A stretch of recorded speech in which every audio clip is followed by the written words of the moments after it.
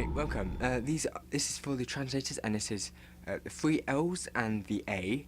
The three L's are the linker, loader, library routines, and then the A is the assembler.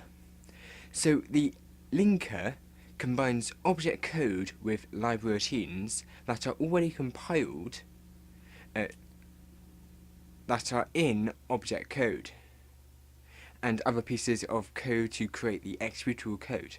The loader copies the executable code from the secondary memory, so that would be the hard drive, I believe, and stuff like that, to the RAM, which is the primary memory, trying to remember things from F451. And it completes addresses, address links to the program.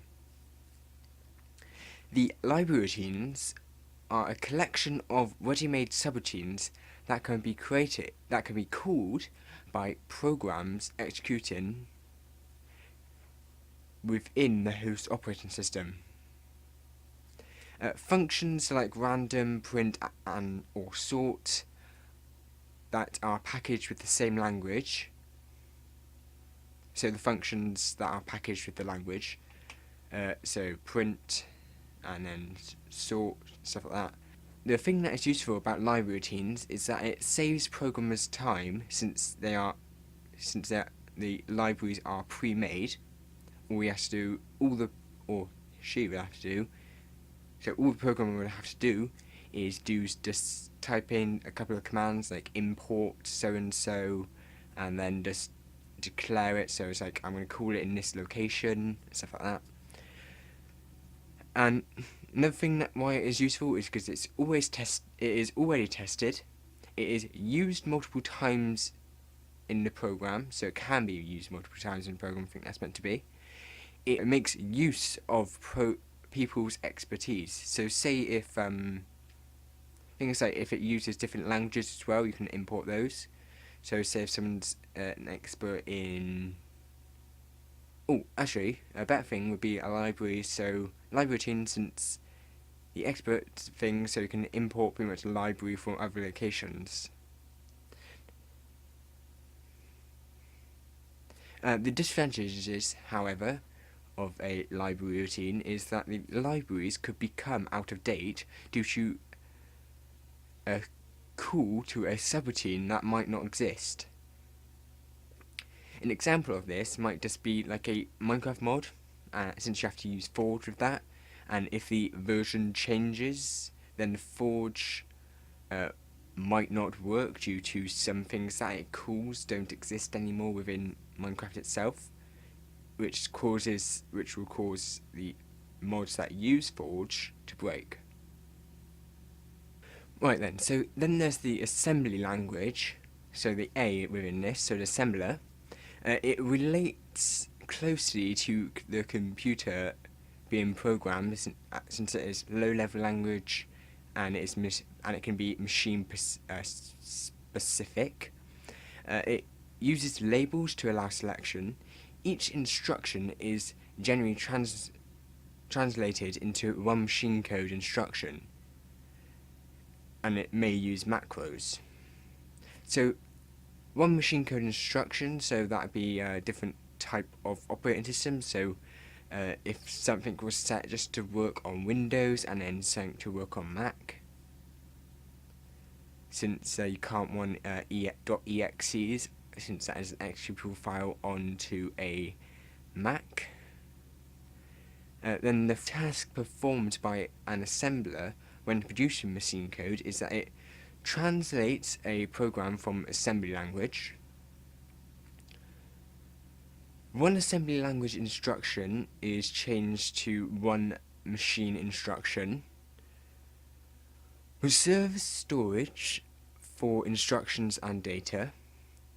Replaces mnemonics and opcodes by the machine code. Mnemonics and opcode, we'll get to that in, I think it's not really sure what topic it is, but it's not in this topic at the moment, it's in a future topic that I'm yet to create a video on at the moment. Replaces symbolic addressing by numeric addressing, and so that was in the operating systems on the addressing video, and then it checks syntax. It also checks the syntax, or offers diagnostics for errors.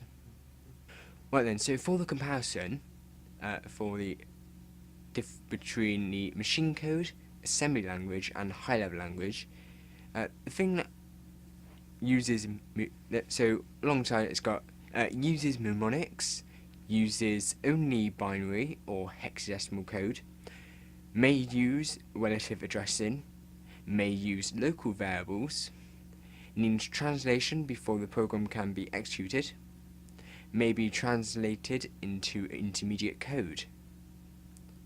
So, along top, you can have a go at this a bit yourself. So if you pause the video now, you can just fill this in like on a bit of paper, just make a note of it.